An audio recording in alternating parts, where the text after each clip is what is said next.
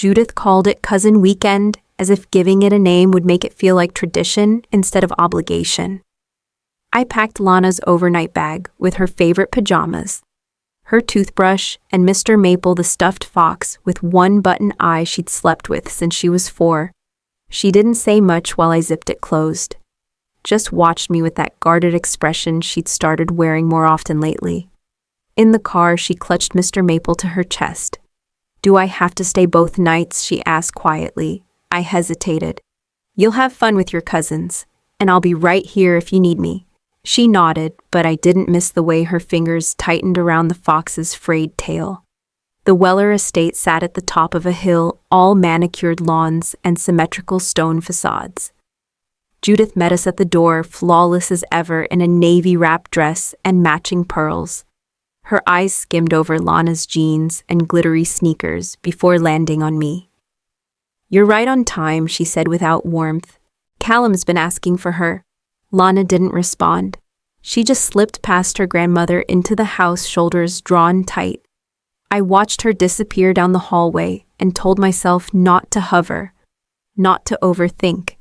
That was Friday. By Sunday afternoon, the ache in my chest wouldn't let me wait until 5. I told myself I was just going to be early, that I missed my daughter, but the truth was clawing at my ribs. The front door was locked. I let myself in through the side gate, the code unchanged after all these years. Voices drifted from the sunroom. "She provoked him," Judith said calmly. "You know how sensitive boys are at this age." I froze. Inside, Lana sat on the floor, clutching her arm. Her eyes brimmed with tears. Callum stood over her arms, folded, a smirk barely hidden. "She needs to apologize," Judith added. And Lana, my girl, murmured, "I'm sorry," through clenched teeth. I didn't shout. I didn't make a scene. I simply walked in, knelt beside her, and took her hand. "We're leaving." Judith said something sharp behind me, but I didn't hear it. Lana's fingers tightened around mine, and that was the only answer I needed. Lana didn't speak much on the drive home. She just held Mr. Maple in her lap and stared out the window. I reached for her hand at a red light, and she let me hold it, but her fingers were cold. When we got inside, she went straight to the couch, curled into a corner, and buried her face in the cushions. I made her some tea, the kind with honey and vanilla she liked before bed. When I brought it over, she sat up slowly. Her sleeve slipped back, revealing the faint outline of fingers on her forearm. I didn't ask her what happened. I didn't need to. I just said, "I believe you." That's when she started to talk. Not in a rush, not even in a full story. Just pieces dropped like glass on tile. "He pinches me when no one's looking. Not just this time. It's happened before." I kept still. "Last time he pushed me in the hallway. And once, he locked me in the coat closet. I was in there a long time." My hands trembled, but I kept my voice steady. "Why didn't you tell me, sweetheart? Grandma said it was just playing. She said I was too sensitive, that I shouldn't be a tattletale." The breath went out of me. I thought back to every weekend she came home quieter, every excuse I made for her tiredness, her reluctance, her flinches. I'd dismiss them because I didn't want to believe, because Judith was intimidating, because Ellis always said I was reading too much into things. I told her she was brave, that none of this was her fault, that we were done pretending everything was fine. After she went to bed, I photographed her arm, opened a new folder on my laptop, labeled it Lana Documentation. Then I called Mara. She didn't even say hello. Just what happened, I told her. "Everything. Okay," she said. "We're not going to let this go." And for the first time in years, I felt the ground under me start to steady. Mara came by the next morning with coffee, a yellow legal pad, and the calm determination of someone who'd done this before. She asked for the photos, the notes, and anything Lana had said in her own words. I handed over everything, my hands shaking less than I expected. "This isn't just bad behavior," she said, flipping through the pages. "It's a pattern. Psychological abuse, physical intimidation, neglectful supervision." It qualifies for a protective case. She paused. You're doing the right thing. We filed with Child Protective Services that afternoon. That night I got a text from Judith. I'm disappointed you involved outsiders. I thought you cared about family. I stared at the screen, my chest tightening in that old, familiar way. The way it used to whenever she corrected me in front of dinner guests. Or when she'd take Ellis aside after an argument and whisper things she never thought I could hear. 2 hours later, Ellis called. No greeting, just, I heard what you did. She's our daughter, I said. No, she's my daughter, he snapped. And you're poisoning her against us. This crusade of yours? It's dangerous. If you keep this up, I'll file for full custody. I sat on the edge of my bed, fingers curling into the blanket. I knew that voice. Knew the arrogance beneath the calm. The part of him that only showed when control was slipping. If you were really worried about Lana, I said you'd ask how she's doing. Not how this affects you. He hung up. Mara called minutes later. I told her everything, she sighed. They're going to fight back. Threats, guilt, manipulation. But it means they know you're serious, and that scares them. I looked toward Lana's room. The door was cracked open, just enough for me to see her little lamp glowing. They should be scared, I said quietly. Mara didn't respond. She didn't have to. The next morning, she had a new plan. Dr. Emily Rowan had soft eyes, but didn't speak in a soft voice. Lana needed someone who wouldn't tiptoe. In their third session, she invited me in briefly at the end. Lana sat cross-legged on the floor beside a sand tray, tiny figures scattered across the surface. A small rabbit huddled in the corner, surrounded by wolves. She says the wolves don't bite unless someone's watching, Dr. Rowan explained, glancing at me. Later, she showed me Lana's drawing from the week before. A little girl curled in a box, a speech bubble above her head that read, "Be quiet or else." Shadows crowded the corners of the page, and in the corner a pair of tall legs with heels. She drew this after you left her with Judith, I asked. Dr. Rowan nodded. She's exhibiting signs of chronic anxiety, hypervigilance, guilt. There's trauma here, Serena. The kind that comes from repeated exposure, not a one-time event. She filed a mandatory report that afternoon. I met with Lana's teacher the next day. Mrs. Bender had taught third grade for 20 years. She didn't sugarcoat. She used to raise her hand all the time, she said, pulling out a folder. But since October, she's gone quiet, withdrawn. Her drawings got darker. She started writing, "I'm sorry," in the corners of her worksheets. She paused, lowering her voice. We weren't sure if it was something at home. But now that you've shared what's going on, it makes sense. I thanked her and walked out to my car with the folder pressed to my chest. The weight of it sank in slowly. This wasn't about one bruise. It wasn't about one awful weekend. It was a long unraveling, one I'd missed because I'd been trained to question myself, to assume the problem was my reaction, not their behavior. At home, Lana worked on a watercolor of a girl and a fox under a purple tree. She glanced up as I passed and gave me a small, quiet smile. I stood in the doorway for a moment longer, then walked to my desk and opened the file marked Lana Documentation. I added Dr. Rowan's report, Mrs. Bender's notes. Then I opened a blank page and titled it, Timeline of Incidents. Mara called just after dinner. Her voice was clipped but charged with something that sounded like vindication. I found someone, she said. Her name's Nadia Watson. 2 years ago, her daughter attended a birthday party at the Weller estate. She says Callum locked the girl in the basement for nearly an hour. When she told her parents, Judith said the girl had gone down there on her own and gotten scared. They paid them off. I sat down slowly. They what settlement? Confidentiality agreement. But Nadia found your blog post. She said she recognized the description instantly, and she wants to talk. We met 2 days later at a small cafe halfway between Ashburn and where the Watsons had since moved. Nadia was in her early 40s with tired eyes and fingers that tapped nervously against her coffee cup. She was 7, she said, staring past me. Just 7. Came home sobbing, wouldn't go near the basement for months.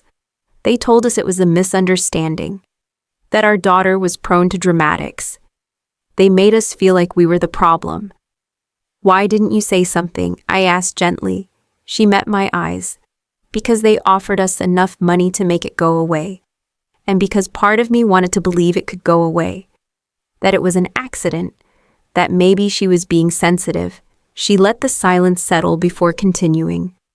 I regret it every day, but when I read your post, it was like reading our own story. And I couldn't stay quiet anymore.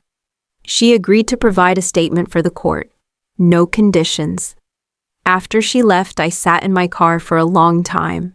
I scrolled through the anonymous comments piling up beneath the post. People telling their own stories.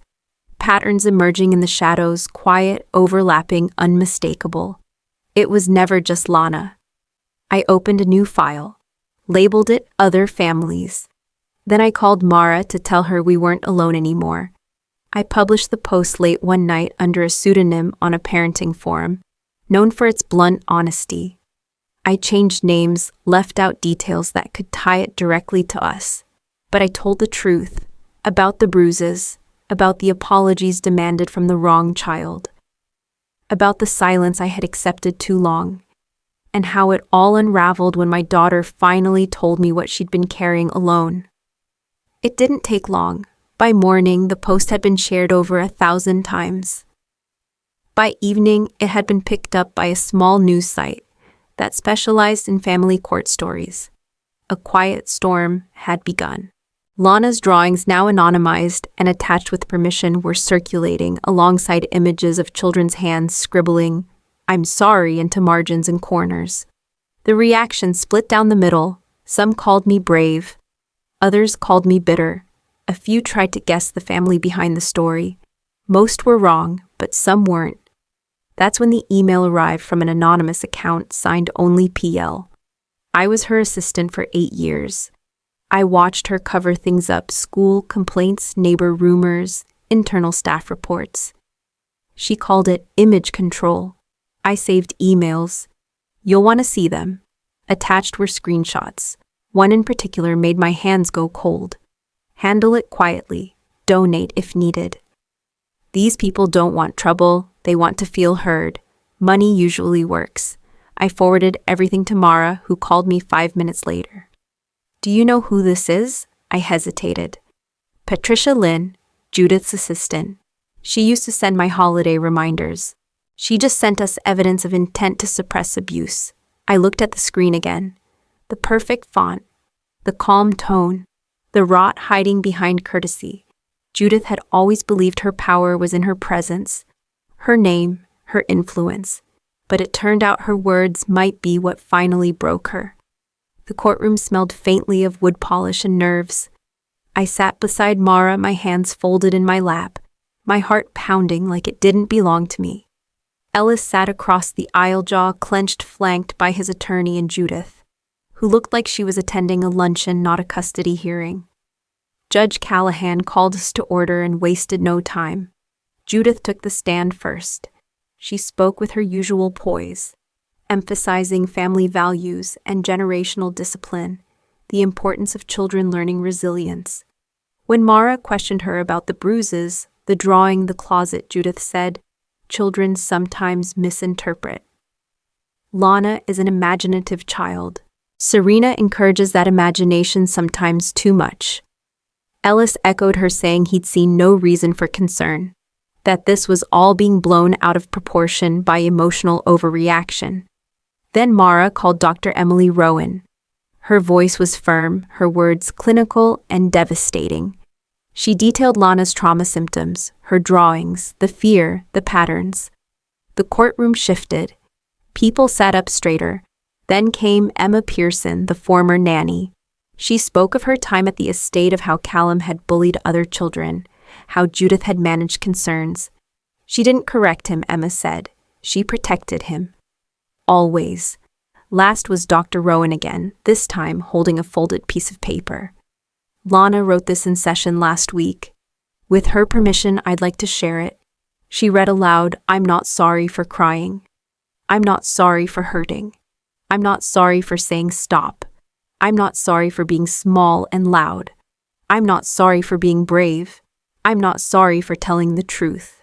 I'm not sorry for being me." There was a silence that held, the kind that feels sacred. Across the aisle, Ellis looked down at the table.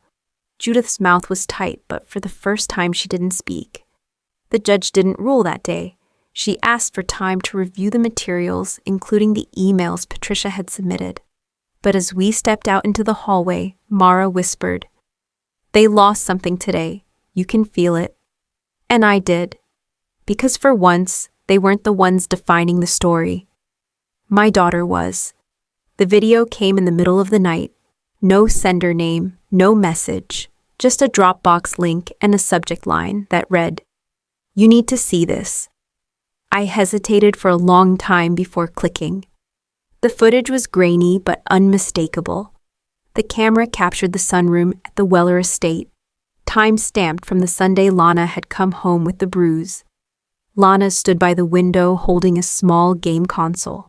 Callum approached, snatched it from her hands, then shoved her hard enough that she hit the floor.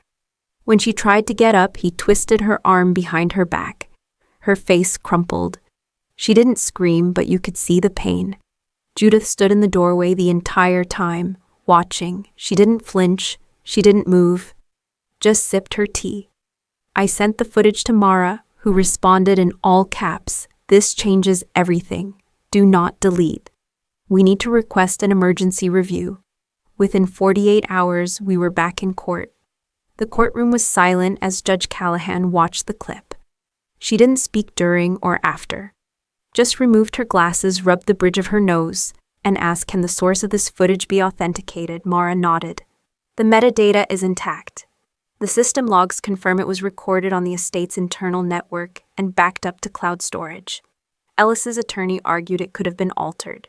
Mara responded with a full chain of custody showing timestamps, cloud server verification, and no edits. Ellis stayed silent. Judith didn't even attempt a defense. When the judge finally spoke, her voice was quieter than usual, but each word landed with weight. "This court is issuing an immediate temporary protection order. Effective today, Lana Weller will have no contact, direct or indirect, with Judith or Callum Weller. Mr. Ellis Weller's visitation will be supervised until further review." I felt the air shift as she said it, like something invisible had been holding its breath and finally exhaled. Outside, Mara turned to me, her voice low. That wasn't just evidence. That was the crack that brought down the whole facade. And the next morning, the cracks began to widen. Within days of the footage being submitted, the silence around the Weller name began to unravel. A local news outlet ran a piece, "When Discipline Becomes Denial, How Privilege Protects Abuse." They didn't name us, but everyone knew. 2 more families contacted Mara. One whose child had been pushed into a pool at a summer gathering. The other whose son came home from cousin camp with a black eye and a story that kept changing. Lana's school responded swiftly. Mrs. Bender organized a small staff meeting, and from it came letters teachers who had quietly documented their concerns about Lana's withdrawal. Her changed posture, her sudden sensitivity to noise and touch. They signed a joint statement supporting our case. Patricia Lynn testified via affidavit. In her words, Judith believed in silence, and she believed money could buy it. She included years of emails that detailed complaints, non-disclosure agreements, and hush settlements, masked as charitable donations. The court was listening, but more importantly, the community was watching. And then Ellis showed up. He waited outside my building unannounced. When I saw him through the glass, I hesitated, then stepped out anyway. He looked tired, smaller than I remembered. I just wanted to say, "I didn't know," he said, voice hoarse. "I really didn't." I crossed my arms. "You didn't want to." His face fell, and for once he didn't argue. He didn't defend. He just nodded like something inside him finally cracked under its own weight. "I'm sorry," he said. I didn't answer. I didn't need to. Some things don't deserve the comfort of closure. I turned and walked back inside where Lana was waiting with a stack of note cards for her poetry presentation. Her shoulders were lighter now, her voice stronger. That night she read me a new piece she'd written one line at a time. And the next day Mara handed me a court notice final hearing scheduled. Permanent custody on the table. The final hearing was shorter than we expected. The judge didn't waste time summarizing what had already been established. She reviewed the footage, the therapist's reports, Patricia's testimony, and the mounting evidence from other families. Then she looked directly at Ellis and said, "If you want to be a father, start acting like one." Full legal and physical custody was awarded to me. Ellis was granted supervised visitation pending completion of parenting courses and a formal acknowledgement of the abuse. He didn't protest, just nodded once and stared down at his hands. Judith didn't appear. The same day the ruling was filed, she resigned from all 3 of her public board positions, citing family health concerns. A carefully worded press release followed, but no one missed the headline underneath resignation amid allegations. Callum was quietly enrolled in a therapeutic boarding school across the country. According to Patricia, the decision came after another outburst in a group session, something about Lana ruining everything. I felt no satisfaction, only hope that maybe someone would finally help him break free from what had shaped him. At home, Lana returned to herself in slow, beautiful steps. Her laughter started coming back. Her posture loosened. The counselor said healing wasn't linear, but every small moment felt like a reclaiming. I started writing again, not just privately, but publicly. An advocacy blog for parents navigating custody gaslighting and the long echoes of emotional abuse. It wasn't just for me. It was for every mother who'd been told she was overreacting. For every child whose pain had been minimized. Lana submitted one of her poems to a statewide youth contest. She didn't tell me until the email arrived. She won first place. The poem was published in a national children's literary journal. 8 lines titled, "I'm Not Sorry." We stood on the porch the night before the ceremony, wrapped in a blanket beneath a sky full of stars. She leaned into my side, content. "You know," I said softly, brushing a strand of hair behind her ear, "you never have to say sorry for surviving." She nodded. "I'm not anymore." Months later, at a local art center exhibit, Lana unveiled her first mural. A girl stood holding a lantern, illuminating a dark path behind her. The title was printed beneath in quiet gold letters, "For anyone still walking through the forest."